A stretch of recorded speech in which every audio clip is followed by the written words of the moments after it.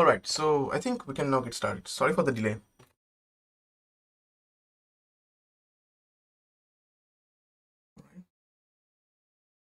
So today we are going to talk about state space modeling for a few standard systems, okay, for few general systems.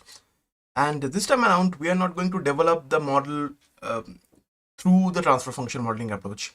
Okay, previously what we have learned, we have had a transfer function model, and from there we went on to be converting it to the equivalent state space model. Okay, so now this time around, we are going to develop the transfer state space model from scratch. Okay, so just keep that in mind. So some state space model examples.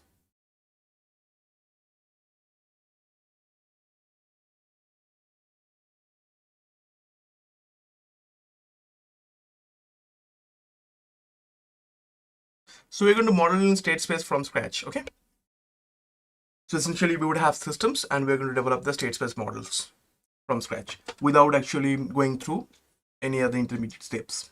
All right, so let's start with very basic electrical circuits.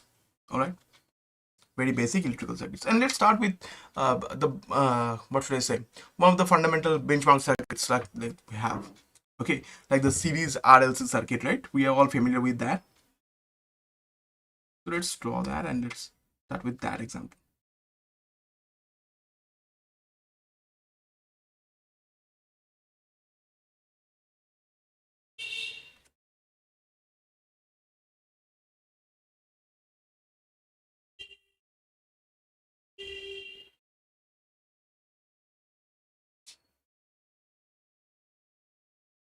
And here we don't have a pure AC source, pure sinusoidal source. Rather, we have some sort of signal could be any sort of signal. All right. And in general, we write it as VT, and that's the voltage input here. All right. And this resistor has a resistance of R. This inductor has an inductance of L, and this capacitor has a capacitance of C. That's a very basic, simple RLC circuit, right? Series RLC circuit. So we are all familiar with this circuit. Now we want to construct a state space model out of this. But in order to understand this, first of all, you have to recognize the underlying differential equation. Okay, you have to first recognize the underlying differential equation. Okay, all right. So what is the order of the underlying differential equation here? You notice very carefully that the order of the underlying differential equation here in this one is 2. So essentially, if you write down the differential equation corresponding to the Kirchhoff's voltage law, you would actually write a differential equation of order 2. That's second order differential equation. All right. So with that being said, this determines how many state variables you can assume. So far you have used something called the phase variable canonical form, right? So it's like it's very good for mechanical systems where you can use one variable to describe the position, one variable to describe the velocity, another variable to describe the acceleration, so on and so forth. But for electrical systems, sometimes those kind of nomenclature do not work. Okay, but remember, I told you a same transfer function model can have infinitely many state space models, and this is something we are going to dive deeper in the next one. Okay, and here, so we are kind of free to choose what kind of state variables we want. But there are two important things to note here, that the state variables we choose, the number of state variables that we choose should be equal to the order of the system. So it's a second order system. We already know if we write the differential equation down. So we can only choose two state variables. Okay, one state variable would be insufficient to describe this system. Two state variables will be exactly okay. Okay, and three state variables will be more than enough. I mean, so one state variable in that case will be a dummy one. Okay, so yes, 2 is the exact number of state variables that we need in this one because it's a second order system. All right, so with that being said, you have to understand the order of the system first of all. All right, and while choosing the state variables, you have to keep in mind that they should carry some meaning regarding those, and they should not be like dependent on each other, in a sense that together they cannot describe the system. Okay, in that way, what I'm saying is that the state variables should be adequate. Okay, so you have a fixed number of state variables that you can assume, and also they should be adequate. And what kind of state variables are adequate in the end, and that kind of depends on your understanding of the system when you are actually analyzing and modeling the system. All right, so with that being said, let me just, yeah. With that being said, let me ask you, uh, what are the state variables? Again, state variables are nothing but variables, simple variables in the system, right? It could be the current in the circuit, it could be voltages across elements, right? So we see there are certain things here. So this is the input here, right? So this voltage that I give here, so this voltage source is the input, right? That's obvious. Okay, and then obviously some current will flow through this circuit. Okay, so that could be one of the internal variables in the system, right? So that's the state variable. That could be one state variable. Similarly, the voltage across the resistor could be a state variable. The voltage across the inductor could be a state variable. The voltage across the capacitor could be a state variable. All right, but we have to judicially choose two state variables. So I have now given you four options, four possibilities of state variables, right?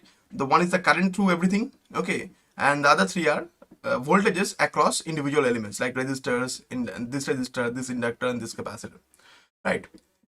And if you choose two of these state variables, you can actually if you choose two of these state variables properly, then you can actually construct the state space model from scratch for this differential equation. All right, so what I'm saying is that before we actually, since we are doing it for the first time, before we actually dive deeper into this and actually develop the state space model, let's write down the differential equation, and it will automatically come up what we want to understand here. All right, but when we want to construct the differential equation, rather we are talking about the KVL, Kirchhoff's voltage law equation, the mesh equation, right? So there is just one mesh, not a problem. Okay, so and we want to write down the Kirchhoff's mesh equation, Kirchhoff's voltage law equation, right? KVL equation. So I need to know the voltage drop across the resistor, voltage drop across the inductor, and voltage drop across the capacitor, right? Now there is a problem with the voltage drop across the capacitor, because if I want to write the voltage drop across the capacitor, so the relationship is kind of an integral expression, right? Because I know that for a capacitor, this is the relationship between the voltage and the current. So if VC is the voltage across the capacitor, in that case, that's it, right? So now, of course, if I want to express the voltage across the capacitor, in that case, it becomes the voltage across the capacitor becomes an integral that kind of looks like this.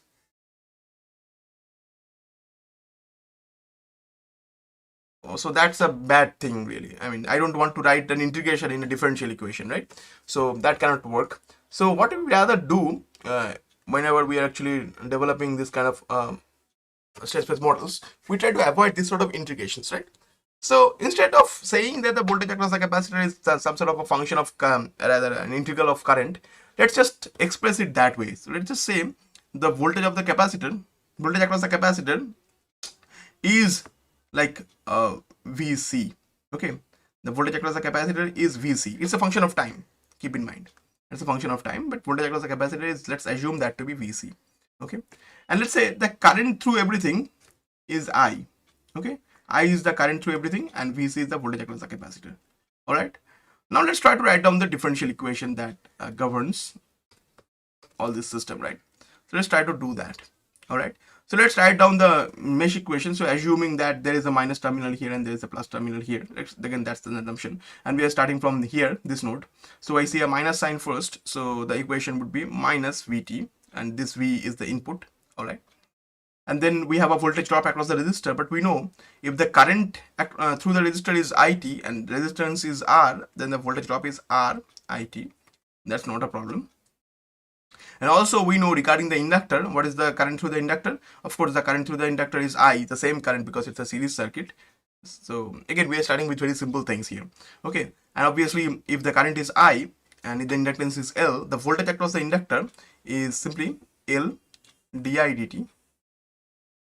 And plus we have a voltage drop across the capacitor. We are once again assuming this is the plus, this is the minus, so voltage across the capacitor. And we have eventually come back to the original node. That way, this equation is 0. Okay, equal to 0. So that's the equation here. Okay, so I don't think you should have any confusion regarding this, right? Now there is a problem once again, as I told you, that when I want to write VC, so here we see there is one independent variable, and that is time. But there are two dependent variables. So this is input, so not a matter. So but here we see there are two dependent variables, because VC is one dependent variable and I is another dependent variable. So we have two dependent variables. So that's a very difficult thing to solve for. So instead, what we would rather do, we would actually look at this expression once again. The voltage across the capacitor. When I wanted to express this in terms of the current, it was an integral expression.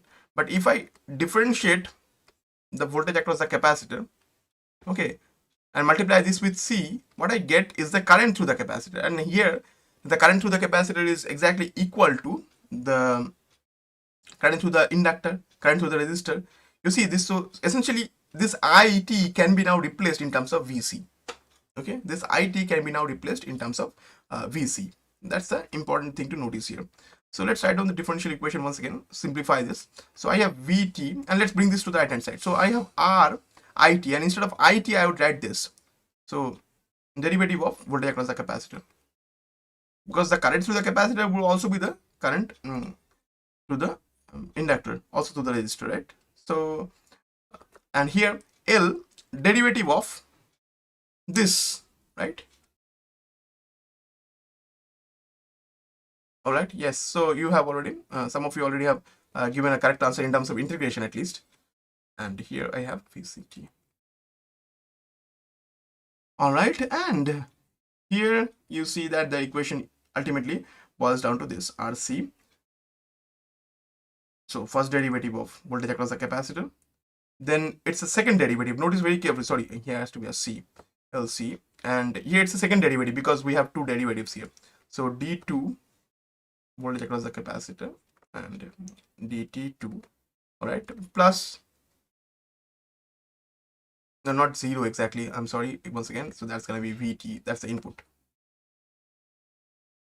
All right, so now it's a differential equation, it's a second order differential equation, and the dependent variable is the voltage across the capacitor, and the independent variable is the time here, right? All right, it's a second order differential equation, right? So now you can choose your state variables. As I told you, you can choose your state variables to be something like this. So here we can choose, so let's get back once again, let's simplify this and rewrite this rather, I would say, in a proper way. So this is going to be LC, second derivative of VCT dt, plus RC, the first derivative, plus VC, and that's equal to V. Okay, so now let's say that this voltage across the capacitor is definitely one state, right? So the voltage across the capacitor is definitely one of the important things that we need to remember. So let's consider one of the states. At least we know that x1, that one of the state variables is the voltage across the capacitor. So that's the one of the state variables. So essentially state variables are internal variables that are being used to describe the dynamics of the system. All right, so in terms of that, if I write down the equation now, right now, so I would have LC x1 double dot, you see, x1 double dot, plus RC x1 dot, all right, plus x1, and that's equal to the input VT, but we assume as per the state space nomenclature, we write input as U. Okay, so instead of VT, we just simply write U. Okay, so now that kind of looks like a very nice equation, at least regarding the state space analysis, right?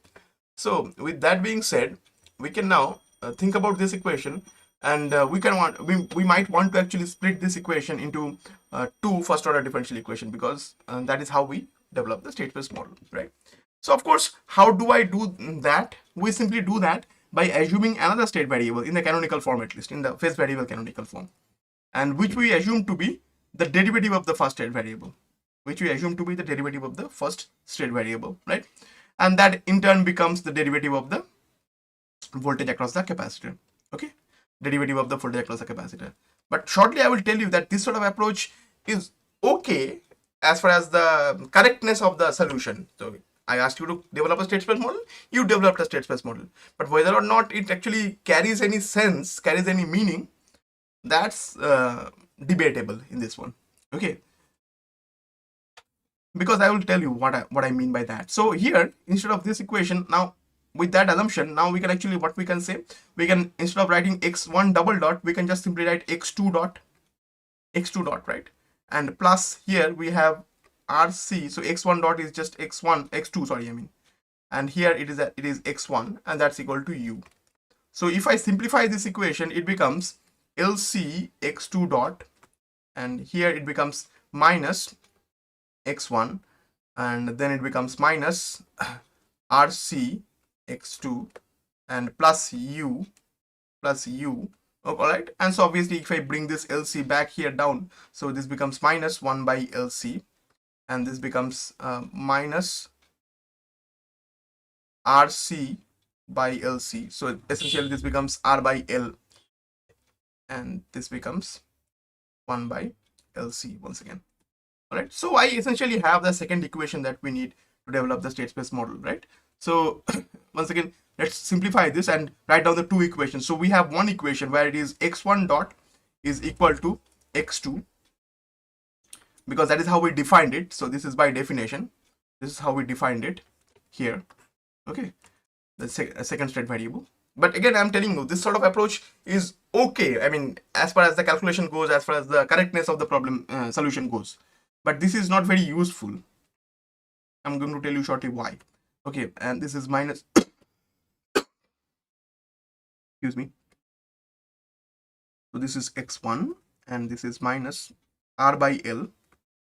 C cancels out, so I have x2 and plus 1 by LC u. So that those are the equations. Now of course, if I write them in the matrix form, this simply becomes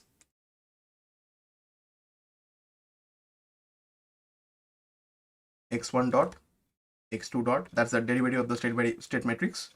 So it's a second order system, so I would have 2 by 1 state matrix there, and here obviously I have a 0 here, so 0 x1, something like that. So that way it becomes 0 here, 1 here. This is minus 1 by LC, and this is minus R by L. All right, and here I have x1 2 plus, and here obviously similarly it is 0, it is 1 by LC times u. So that's the state equation, right? That's the state equation for the system. So this is matrix A, this is matrix B for the system. All right, and we need CD to actually complete the model.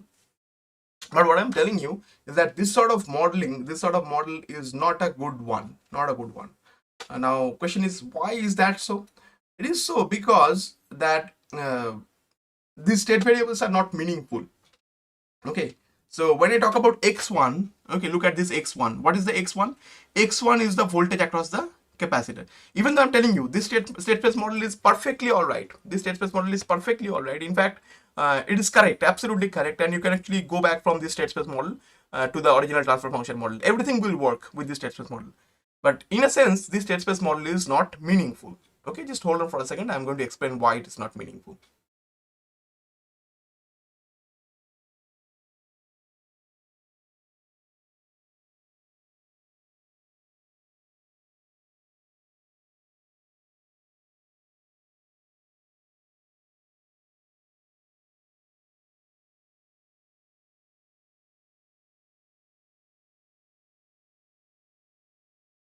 All right, so I would explain why it is not so meaningful, but can anybody among you try to explain why it is not meaningful to have a state space model like that?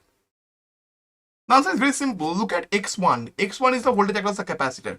This variable brings some meaning. It has some meaning of voltage across the capacitor. Yeah, some meaningful thing. But what about x2? We see x2 is a state variable, which is the derivative of the x1, which is again in the canonical form. So yeah, not incorrect. Correct, absolutely. But what is the meaning of this? I mean, what is x2? x2 is the derivative of the voltage across the capacitor. So it's the derivative of the voltage across the capacitor. Does it have any meaning? Question is, does it have any meaning? The answer is no, it does not have any meaning. So because since it's a voltage derivative of the voltage across the capacitor, it does not carry any particular meaning. Okay, this state variable does not carry any particular meaning. You understand what I'm saying? Because it's a derivative of the voltage across the capacitor. So the ideal way in which you might want to develop the state space models is that the state variables themselves should carry some meaning. They should be some internal variables. Okay, later on when you study something called observers and controllers, what happens is that this must be some internal variables that are measurable, right? And the question is, how do you even measure the derivative of the voltage across the capacitor? You cannot, right? So this sort of variables are doomed from the beginning. I mean, these are good for theoretical approaches, but these sort of variables are not really useful in a sense. How do you even measure the derivative across the derivative of the voltage across the capacitor? You don't, right? So this sort of assumptions, this sort of variable assumptions are not good. Uh, if it was a mechanical system and if x1 was displacement, then this sort of assumption would have been perfectly fine because it would just be the derivative of the displacement, which is velocity. Okay, so this sort of assumption would have been perfectly fine. But for this circuit at least, this sort of assumption is not that fine, not well. Okay, not well suited because we can't even measure, can't even imagine measuring x2 because what is that? The derivative of some voltage. I mean, how do you even measure that? Okay, so this sort of things are not there. So it does not have any physical significance. But let's go get back. So far this was good, right? Up to this equation, it was fine. Up to this point it was fine. All right, so let's get back. So what I'm saying, what I'm writing down here is that x2 here, so here x2 it does not carry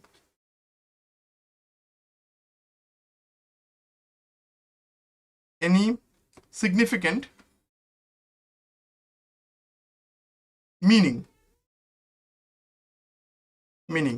right? Even though the state model is correct, absolutely, right? Even though the model is correct. So this is absolutely correct. Okay, but this does not carry any meaning because obviously x2 is kind of meaningless, and you cannot measure this. Okay, so this is kind of a not measurable thing, right? Thank you very much. So where did it go wrong? It went wrong where we actually assumed x2. So before the assumption of x2, let's bring this back. Let's copy all these. Let's copy all these and bring up to this one back, right, in the thing. So these equations, all these are fine, absolutely fine. So let's write down these equations, I guess, right? So up to this equation, it was fine, right? One second, just hold on. Yeah.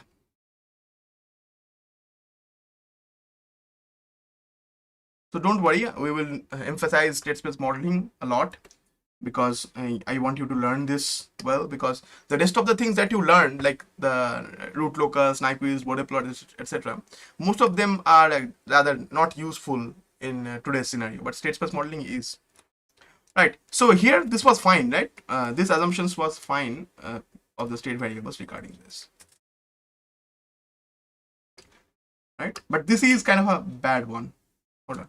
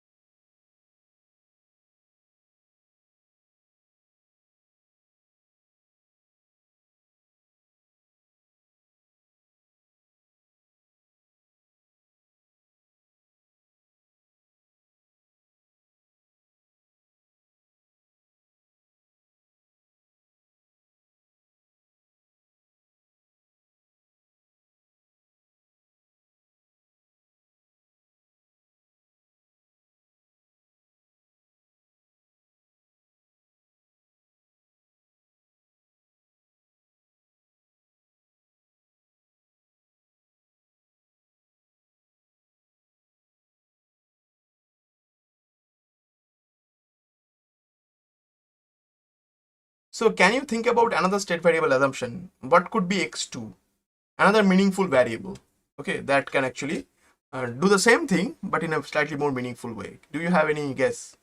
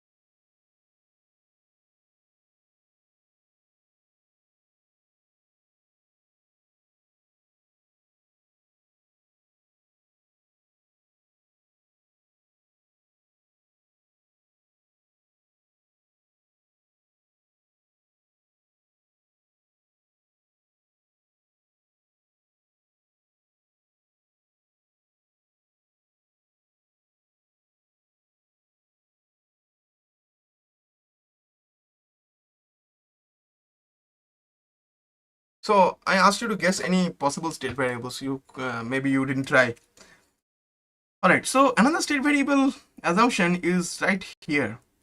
You notice this equation. This is a very important equation, right? It tells you about the current in the circuit, and why not assume the current to be a state variable? We assume the voltage across the capacitor to be one state variable, right?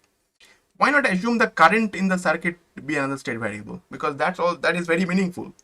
And also importantly note very carefully that it is not exactly the derivative, right? Previously we assumed the state variable x2 as the derivative of the voltage across the capacitor. It was not meaningful, but if I multiply that with the capacitance itself, then this state variable is nothing but the current in the circuit, right? This state variable is nothing but the current in the circuit.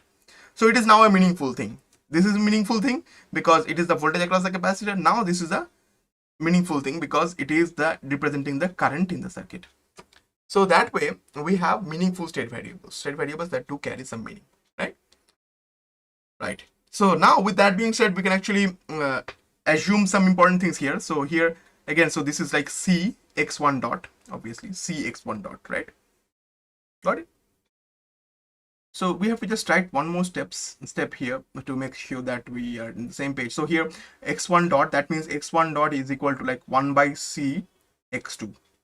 All right. So that will do because we have to substitute it here. Now in this equation, therefore, we are instead of writing x1 double dot, we would write LC. So 1 by C. So x1 double dot is going to be x2 dot. That's fine, I guess. RC, and instead of x1 dot, I would just write 1 by C x2, sorry, 1 by C x2, just like that. And for x1 is just like that there. All right.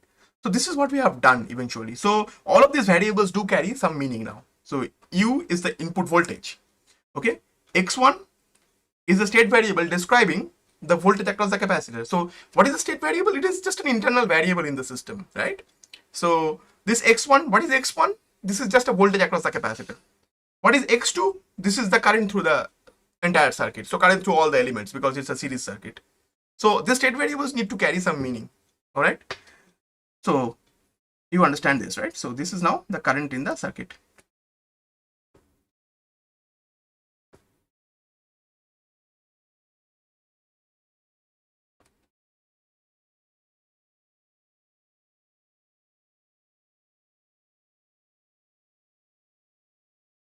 That is, the variables are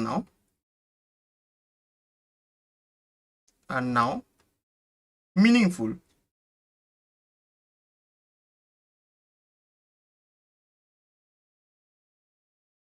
Okay, and they do have to be meaningful.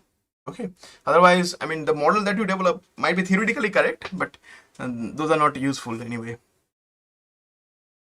Okay, all right, so let's simplify this equation. So I have L x2 dot and plus R x2 plus x1, and that becomes equal to U.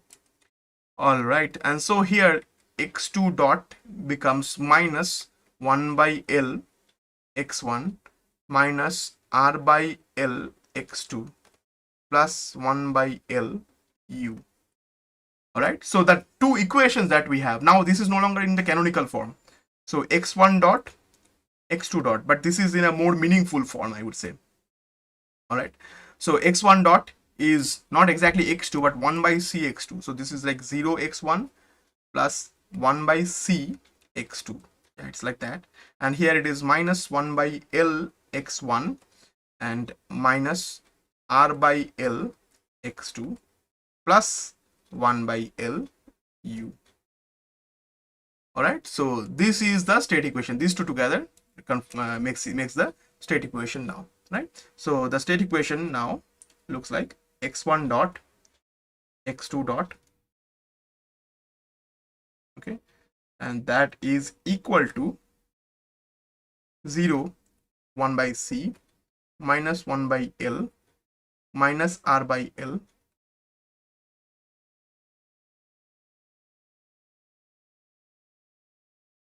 x1 x2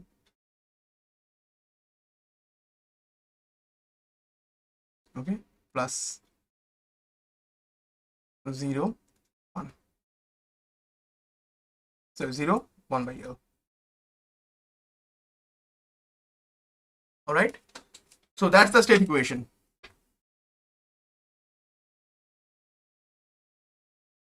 Now the state variables do carry some meaning, and that is the most important point here. Okay, the state variables need to carry some meaning. But again, I would tell you that these models are equivalent. Okay, these models are equivalent because ultimately when we write down the output equation, all these models are going to be equivalent and they would lead to the same transfer function. They will talk about the same system essentially. But here now the state variables do carry some meaning. So x1 and x2 individually, x1 is the voltage across the capacitor and x2 is the current through the whole circuit. And if you already have, so you have already studied circuit theory, you already know that for a series RLC circuit, if we know the voltage across the capacitor at any given point and the current through the circuit at any given point, I know everything about the circuit, right? If I know the current through the circuit, IT, and voltage across the capacitor at any given point, then at that point I know everything about the circuit, right? So that's what the state variables are. Those state variables should describe together the state variables should describe everything that is there to know about the system at that given moment. Okay, so state variables should be complete in a sense. Okay, so the number of state variables is fixed, it is equal to the order of the system, and those state variables should be able to completely describe the dynamics of the system. Okay, now what kind of variables you choose? Again, a good benchmark rule, a good standard rule, good thumb rule is to choose variables that are essential, right?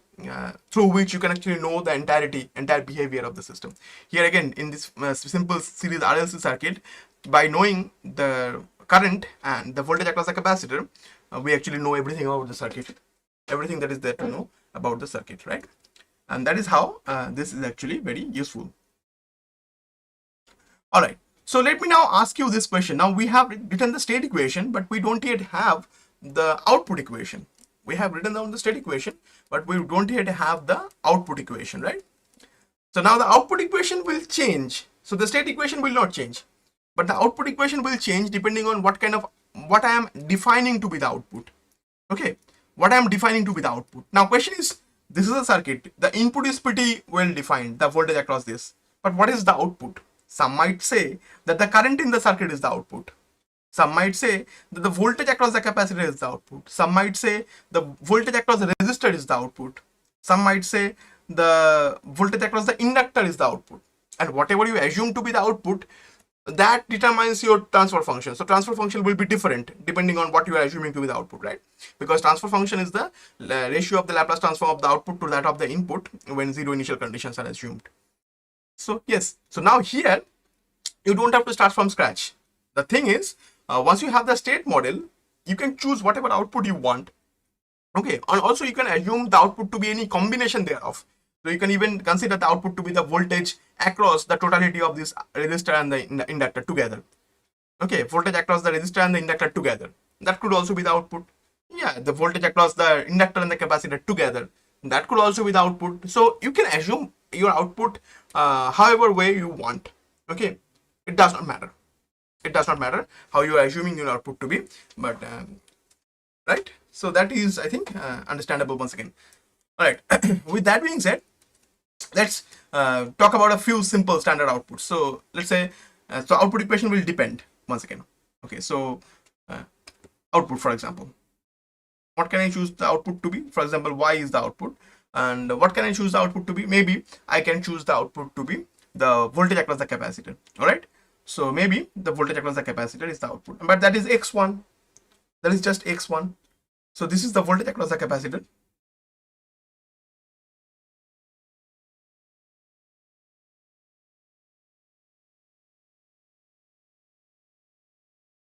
So voltage across the capacitor, that's the output. And if I assume that, then obviously the output equation is very simple now. Y equal to x1 simply. So this is 1, 0, and that's the equation. So that's C matrix, and there is no D matrix. That's 0, U, obviously.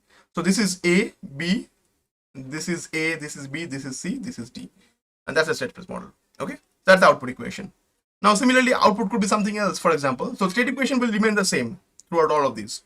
So now say output equation, output is I say output is, we are defining the output to be not the voltage across the capacitor, but maybe the current through the circuit. Okay, in that case the output will be simply x2. Okay, so the current through the circuit. So current through the resistor, current through the capacitor, all of these are the same, right? Because it's a series circuit. So in that case it is just x2, and obviously the C matrix will be just like that. So we just have to change the C matrix, and that will do all of that for us. All right. Now it's your turn. Tell me outputs, the whatever outputs you want. Okay, it could be a combination of any.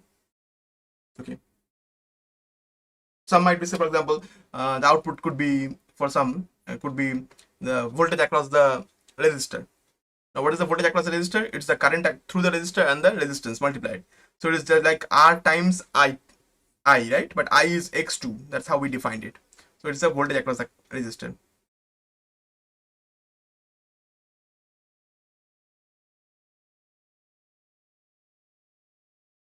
Okay. Good afternoon, ma'am.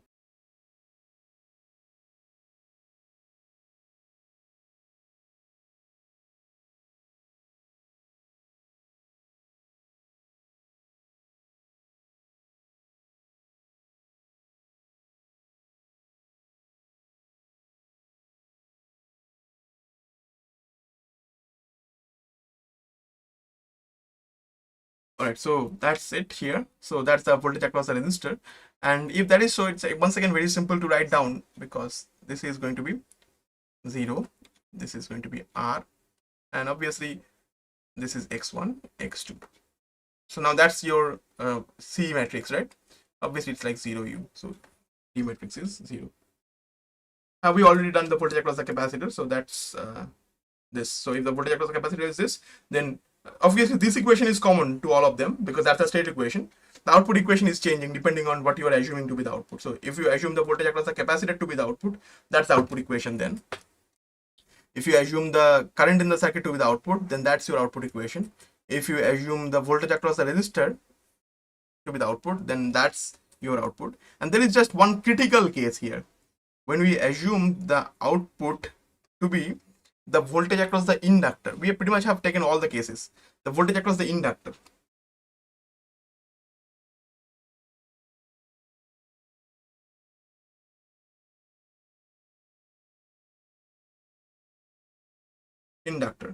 The problem is that if we write the voltage across the inductor, we now have a problem. The problem is, what is the voltage across the inductor? Here in this system. So we know the current, right? But what is the voltage across the inductor? We know the voltage across the inductor, which is VL, which is L di dt, right?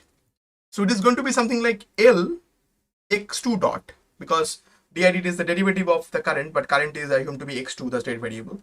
But we now have a problem. The problem is that we cannot write it this way, because the output equation is not a differential equation, right? There cannot be any derivative involved in the output equation. So I cannot even write that. So question is, can I write this in this way? Answer is no. So whenever I face with this kind of problems, now I have to once again go back and become an engineer. How do I handle this? Because this is not directly can be written. This cannot be directly written in this one. All right. So what can I do? I can always apply the KVL equation back. So let's get back to the circuit. So if I want the voltage across the inductor to be the output, the problem is I cannot write it in the form of a state variable, because this requires the derivative of the state variable, right? And so we cannot write it that way. But we can apply the KVL. Okay, we can apply the KVL. And notice we already applied the KVL, and this is the voltage across the inductor. Notice very carefully. This is the voltage across the inductor. So if you separate this out, okay, notice very carefully that this is the voltage. So we have this equation originally. Okay, so for this particular scenario, we have to now work as an engineer once again. So this is what we want. This is the voltage across the inductor. So this is my Y. Okay, this is the Y I want, right? Right? So I cannot express this way. So let me just write it down. So what about this minus Vt? And that's just minus U. as per the name of the state variables are concerned, this is r times it, but what is I? That's x2 as per the name of the state variables, plus this is L x2 dot, because x2 is I, so this is L x2 dot, but this is what I want. This is the output I want. And plus the voltage across the capacitor. Just hold on one second.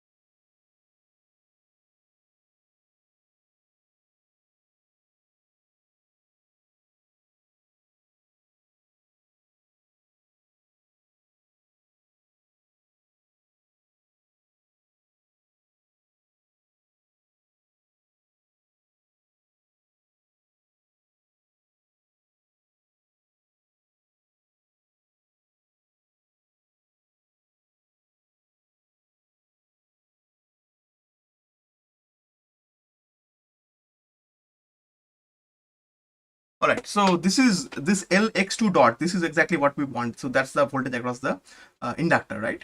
And obviously Vc was our another state variable, that was x1. That's by definition. So this is exactly what we wanted. So this is what we defined as y, right? So this is minus u plus rx2. Let's just simplify this. So this is Lx2 dot.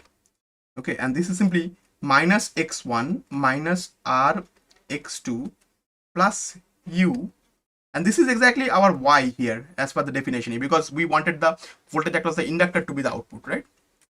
So in that regard, this is just y, and this is again when I wanted the voltage across the inductor to be the output. Now we have successfully expressed this. So this is the y. So the corresponding output equation will now be written like this. So output equation will become y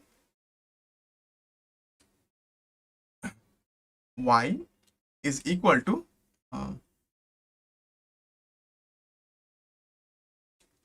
so minus 1 minus r, minus 1 minus r,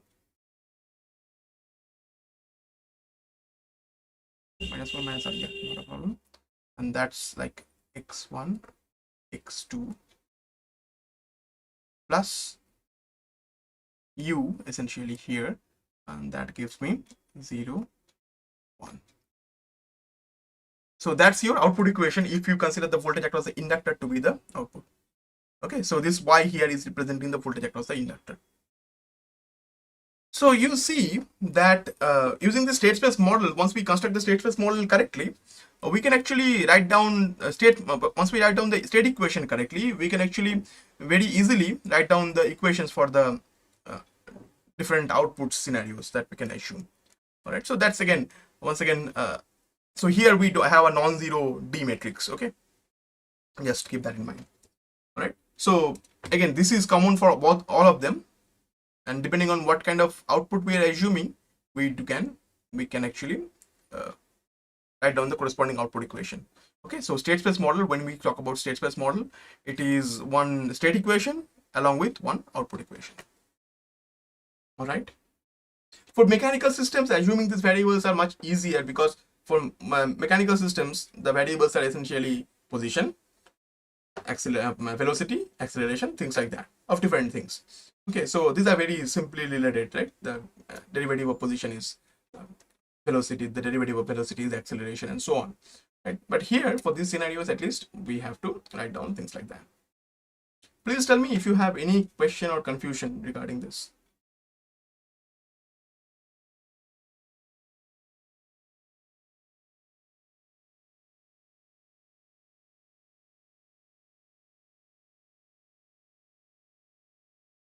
All right.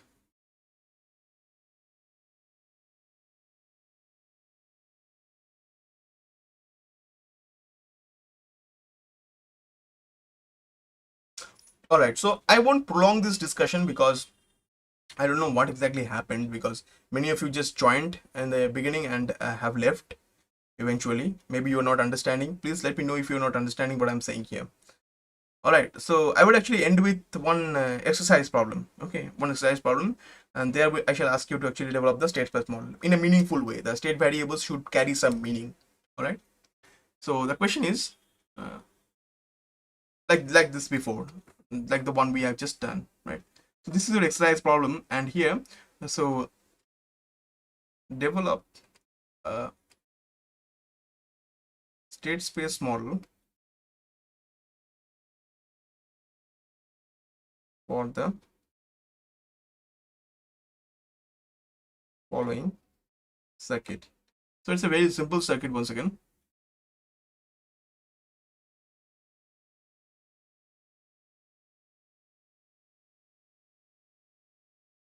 This time around,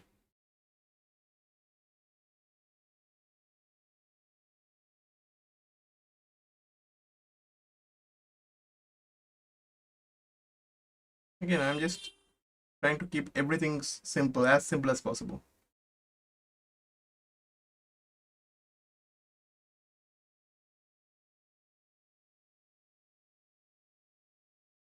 Okay, so this is R, this is C, this is L. Okay, and this voltage source is VCT, sorry, VT, I mean.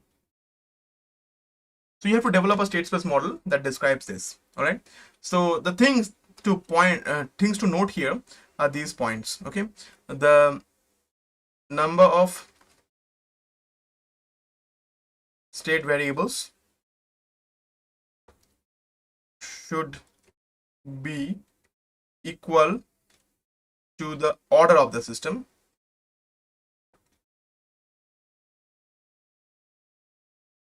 That's a criteria essentially. The state variables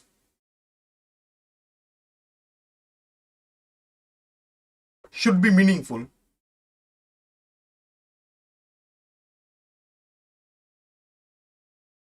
And when I say meaningful, at least for the electrical engineering context, it should be measurable, right? It should be a voltage across something or current through something. Okay. So just some random thing cannot be a state variable. Just keep in mind. Okay. So I mean, they can be theoretically state variables, but these are the things we don't like. Okay. So the state variables you assume must be something meaningful and something measurable in a sense. Okay. So current through things, voltage across things could be your possible state variables. Okay. All right. So the state variables should be meaningful.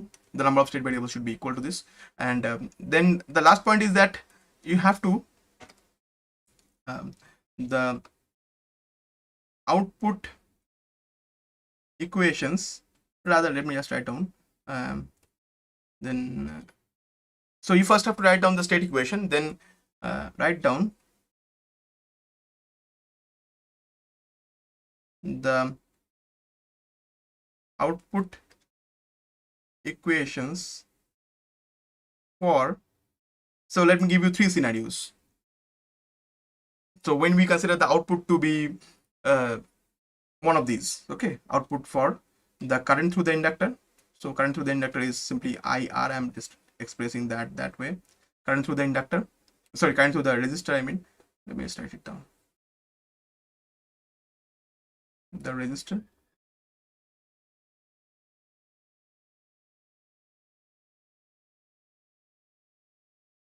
point 2, current through the capacitor,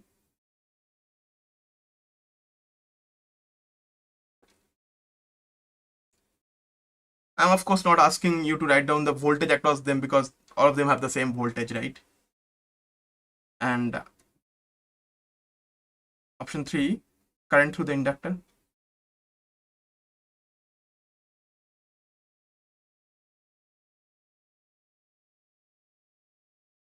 And option 4, total current. So essentially the total current is the current that actually coming out of this. Okay, total current. So consider these 4 to be the outputs, okay, and write down the output equations for them individually. All right, so that's gonna be your homework. So please let me know if you have any query. I'm pretty sure you understood nothing somehow. Please at least tell me, confirm, those who are still left here. Please confirm if you understood what I tried to teach today.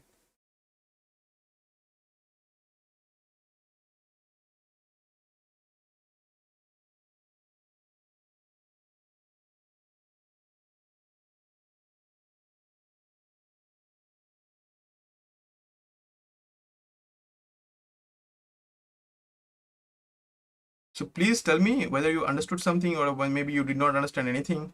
At least tell me that. So I need some feedback information from you.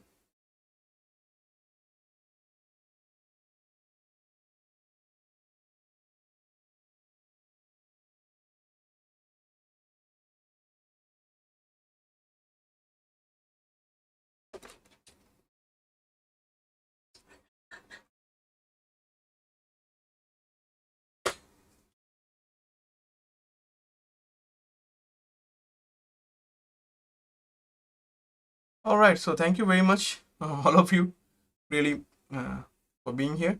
So I will see you in the next one.